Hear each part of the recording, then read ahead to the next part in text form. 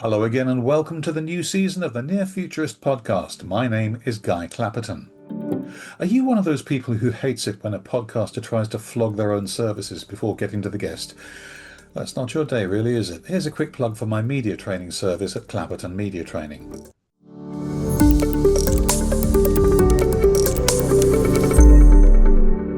Do you or your clients want to sound as confident, clear, and fluent in media interviews as the people in this podcast? Of course you do. My team and I can help. Drop my assistant Lindsay, that's lindsay@clapperton.co.uk, a note, and she'll set us a time for an initial chat. Or go to the website at clapperton.co.uk, two P's, to find out more. Now, back to the podcast.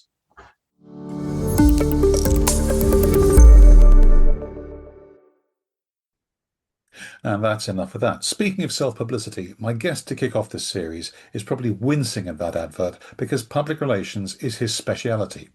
I work with the PR profession closely as a media trainer, and his topic really resonated with me as he has a lot to say about artificial intelligence in the field. You might know him slightly better, though, as one of the candidates on this year's Apprentice TV series. And of course, the one thing he can't tell us is how he got on in the process, as it's still on air, so don't expect me to ask him. As we record this podcast, episode one's gone out, I've watched it, and I can't wait to find out what his voice sounds like because he hasn't got a word in edgeways so far. He is now owner of Rosenberg.media, and his name is Lawrence Rosenberg. Lawrence, welcome. Thank you so much for having me, guys. It's a real pleasure to be here and a great intro. I found it very funny about what you said about the first episode. I think Thanks. If you have to explain to the listeners that it was funny, it probably didn't work, but never mind.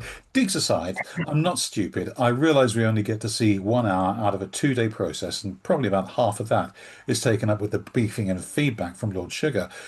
But do they let you see the edit first? And how disheartening is it when you see you literally didn't get a word in? I think there's two sides to it. So obviously it is a long series. So, when you watch it, you really want to see yourself. And I've been doing viewing parties with families, friends, and, esteemed guests and that kind of thing. And you want to be on screen. But even the reception when I was physically on camera was so warm. I kind of took the approach early on that it is just prime time to make yourself look a little bit silly in the first episode if you're desperate for airtime. So I think if you didn't see me, it's quite likely I was being a little bit too sensible. And maybe if I'm being slightly less sensible, you might see a little bit more of me. Fair enough. You were one of the 2 extra people this year, weren't you? Because it's the 20th anniversary. You came in. Have I got this right? You came in addition to the original 18. Yes, I did, and I had no idea that was going to happen. So I got out the taxi, I jumped literally straight into hair and makeup, and someone came and grabbed me there and like, you are an extra this season. There's going to be 20 candidates because it's the 20th season. Everyone else is already in the boardroom. And in that moment, I had a bit of FOMO. I was like, oh my God, like, is everyone getting to meet each other? Are they going to, have an edge on me? Because it's such a psychological process almost that anything that could give people an edge, I was like, oh, have I missed something? But no, I think it ended up not being as big of a deal as I thought it might be in my own head. But it was a cool experience. And I got my little moment because I didn't say all that much. I will admit we watched it and we thought, oh, 2 extra people, whoop-de-flaming do. Is this as thrilling as it's going to get? But it did get more interesting. Now, we will get to AI in a minute because that's what you're here to talk about. But tell me a bit about how you came to be in The Apprentice.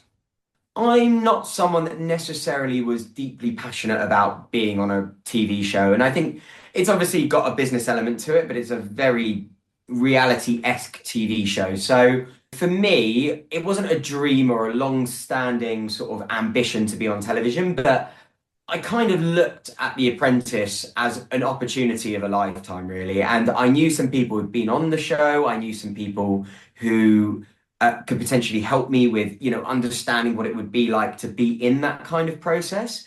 And I looked at it, and Lord Sugar is not getting any younger. I mean, he's 77 years old now. I know he has just signed on for 3 more series, but there's a lot of things, when I just wanted to make sure that if I was going to do something like that, I'm 28, almost 29, and, my wife, and, we're looking at kids and all the rest of it. It's not something I would ever really do much later. So this was really now or never. So there's the application process. It's pretty elongated. It takes about 3 months. There's multiple stages. I can't explain too much about it. I'll get a slap on the wrist, which I don't want. But When I got on it, I wasn't even that excited. And the reason why, it wasn't ungratefulness or anything along those lines. I just really liked my life before. I had a great job. I love my wife. I love my friends, very comfortable lifestyle. And it was a massive change, really. And, I knew that everything would change quite quickly, but it has been the most incredible experience. And, I went in there, I felt really prepared. I mean, Guy, you are a media trainer and you teach people how to be prepared. And it's one of those things, it's really hard to teach someone how to prepare for it. But I just did everything I could, and I knew that even if it gave me a 1% edge, everything in the boardroom, everything that happens in that process, if you can only get 1% extra, that might be the 1% that is the difference between you staying in the process or going home. So yeah, that's the process of how I ended up there, and yeah, it's been a hell of a journey since. It's a lot of fun to watch, of course, and I won't press you, as I did promise in the intro, I will not press you on any further details about it. Your speciality is, of course, artificial intelligence and applying that to public relations. But you're opening this series of the Near Futurist, back to the important series, because I sent an email plea for guests, and you sent me an old-fashioned, pleasant email saying, should we talk? Doesn't that make AI and PR a little bit redundant? This was just two blokes exchanging emails. I'm absolutely delighted you've asked that question because I think that's basically what everything is about with my business plan. And I think that's sort of the direction that the industry needs to move. So I think two things can happen with AI and PR. You have someone who is only interested in the bottom line, who doesn't understand the industry and only wants to cut out people as much as possible to come in and essentially create an AI in PR program or all-encompassing tool. And I think if that happens, it will be to the detriment of the industry and to the detriment of clients. Now, I think that the person who ends up leading the revolution of AI and PR, whether it's me or anyone else, they need to be interested in supercharging humans, not getting rid of them. And I think this is what you're talking about and what's so important. I've sent out 1,000 emails before on a BCC blast trying to get someone to cover my client. In the same pitch, I've picked up the phone to two friends, that human to human relationship, and I've got the story across the line where 1,000 cold emails couldn't. So this is a human industry, but so much of the job is monotonous work that anyone could do really, and it doesn't necessarily require you to be a PR pro.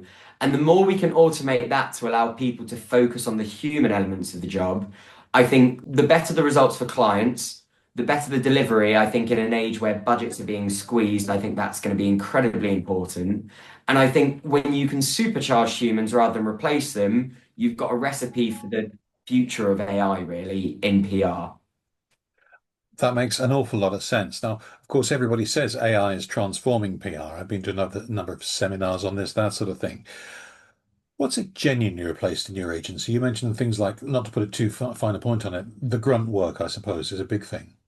I think that the account executive job, for the most part, has, apart from really the pitching element of it, it's become this job of I had to do it, so you should have to too. So that's updating trackers with coverage that can be admin and all of the really basic stuff and share of voice against clients. Listen, that still needs to be checked over by someone if AI is involved with it.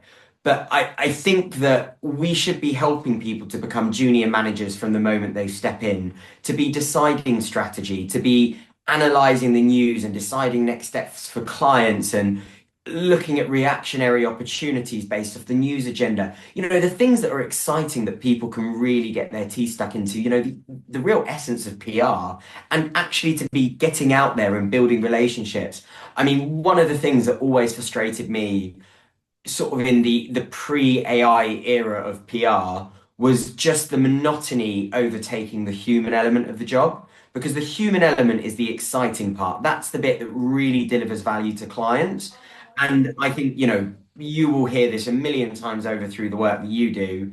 It's coverage that pays the bills. And people come to you because they've got, media training opportunities and they've got media opportunities where they want to be trained for.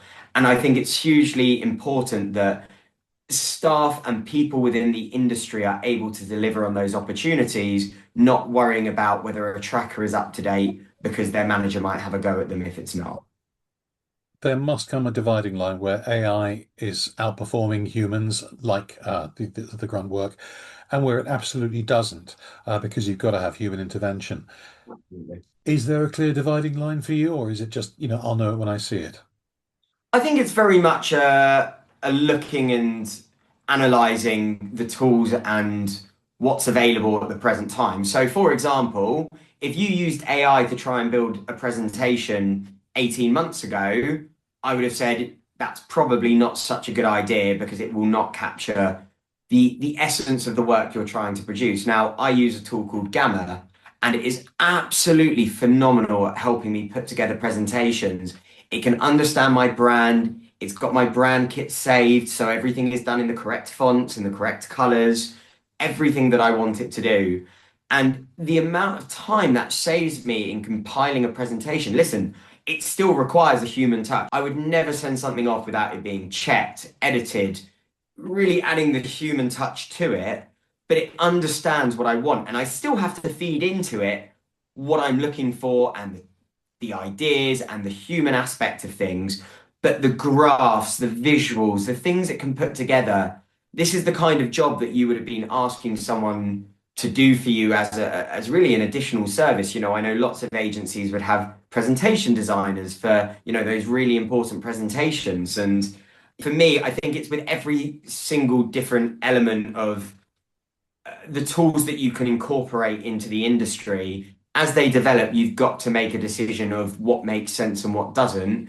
And then also at the same time, what keeps the human element within it. So the example I've just used for you, it does make the design by itself using AI, but the ideas, the content, the structure still comes from me. So as things develop, I think there will always need to be the human aspect of things. And that's why I'm really passionate about whoever is involved with PR and AI and whoever is in charge of leading that next era of PR, because I don't think it's undergone a meaningful tech transformation just yet. I think whoever is leading that needs to have people at the center of it, because if we try and cut people out, we're going to end up in an industry of AI slop, and that's not what clients want to pay for because they can do that on ChatGPT themselves. Let's take it back to basics. We're no longer on The Apprentice. We're not even on the Near Futurist anymore. We're on Dragon's Den. Pitch Rosenberg.media to me. Pretend I had some money. Rosenberg.media is a new age PR agency. So we're not looking to take on a vast quantity of clients because we will overstretch ourselves and you end up in a position where the agency is relying on some headline clients. And if they were to disappear, we would have to make good people redundant or get rid of them. We want to build organically. We want to build with the right kind of clients. And I think the thing that's really important is we are incorporating the new era of communication. So I sort of sit between public affairs and public relations, and I sort of straddle the line of both. But I think being in that middle ground sort of gives you the opportunity to see the way that discourse is changing, because politics really reflects the mood of the country and the way that businesses should be communicating. So we are seeing a new age of authenticity sweeping through the media, both from politicians, from businesses, from celebrities. And the reason why that's happening is people are recognizing when people are speaking to them in a way where they are trying not to screw things up. And that's what many media trainers, as I'm sure you'll be aware, Guy, they've taught people how not to blow up their businesses, but they don't end up saying much, and their media engagements don't really land the message that they're trying to get across. So, from my experience, people are taught 90% prep and 10% on the spot authenticity. And I think that the way that's moved now, I think it's 60% prep. You should know your lines. You should know your business back to front. But I would expect an expert or someone that is running their business to be an expert in their business. But that other 40%, people should talk and sound like themselves. People want to listen to real humans. And that's why politicians like Zach Polansky and Nigel Farage on this side of the pond, you look to America, Zoran Mandani, President Trump, they are all people who have mastered the art of authenticity, and they've beaten far more established challengers because they're really good at talking in a way that people resonate with. And I think in the era of algorithms and social media, people are starting to scroll past people who don't talk in a way that they resonate with and understand. So this era of, dodging the question and, oh, my constituents, this is what they really care about, and sounding like a media trained robot. I think that that's what Rosenberg Media represents. It's about really saying something. It's about working with clients that really want to deliver a message. They want to put their neck out there. But the thing that's most important is I'm also talking to the media. So many people, obviously, for the reasons is we teach media training, and the reason we do it is because we want to help our clients to not screw up their businesses. But at the same time, lots of people in our industry, they don't talk to the media themselves because if they were to make a mistake, it ruins their credibility. But where there's risk, there's opportunity. And I think the opportunity for me is now with the visibility of The Apprentice and, having put myself out there myself, I want to continue to build on that. I want people to see that actually I'm practicing in this industry. And as someone that's currently working and sort of being a visible spokesperson for the industry, I'm the right person to train you because that is a risk, but it's also an opportunity. So that's what Rosenberg Media is all about. So there's the media training, there's the PR work, and there's also sort of the keynote speaking from my side. But the most important thing is I practice what I preach, and that's what the agency will always be about. There is a certain irony, and always has been, about both the PR industry and indeed the press, managing to get a lousy press. But that's, I think, a debate for another time. You're very much setting up your stall for public relations in the future, which, of course, you've got to. But the future very obviously hasn't happened yet. How do you do your due diligence on a thing like that, particularly when you're looking for funding? I think when you're looking at the next era of public relations, it sort of fits within the template of what's happening in other industries. So blindly going in with AI is not a good decision because that replaces the human aspect of things. I'm very lucky that I come from sort of a tech and clean tech and environmental tech background. So I do have an idea of the tech world. I used to mentor for a blockchain accelerator. So I understand the tech world and how that functions and VCs and I think a lot of people don't get that because Mm, obviously when people are investing, they're not just investing in a company, they're investing in the individual. So first of all, I've got to be investable. So, when I'm teaching my clients and when I was mentoring early stage startups, I had to teach them how to make themselves an investable individual, how to yes. look and build the perception of someone who is actually ahead of their game. So even if they're right at the start, if you're getting a good stream of media coverage, which is something usually reserved for, seed rounds and pre-seed, and when you're slightly further ahead, if you're already building that media profile, it makes you eminently investable. So in the same way that investors, if I want to buy a bed, for example, I will go onto Google, I'll type in best beds 2026, and I will then see the articles that come up. And obviously, the people who have got good PR teams have got themselves in those articles about the best beds, because I doubt people go around testing every single bed out there. It's a PR game. And, in the same way, founders have to do that with themselves because investors will go online. They will look up the company, and if they built the brand and the perception that they're building something which is worth investing in, they're already one step ahead. So the first side of it is making myself someone that is investable, someone that's trustworthy, someone that's built my own brand. And I think that's very important because I think a lot of people in our industry, they teach other people how to build their brands. And it's almost like never look at the decorator's bathroom. So it's the same concept with PR. We teach people how to get themselves in the media, but we don't do an awful lot of it ourselves. And I think there's a huge opportunity there. And so that's the aspect of myself. But then with the business, everything is a gamble. And, I think this is really important. You never know how something is going to work out. And it was a question I asked myself and wanted to be prepared for going into the show. And how do you know going into any business that it's going to work out? Guy, when you started your business with media training, how did you know it was going to work out? You've had a glistening career, you've trained some incredible people. How did you know? Well, it still has quiet patches. So, I'll let you know when I'm certain.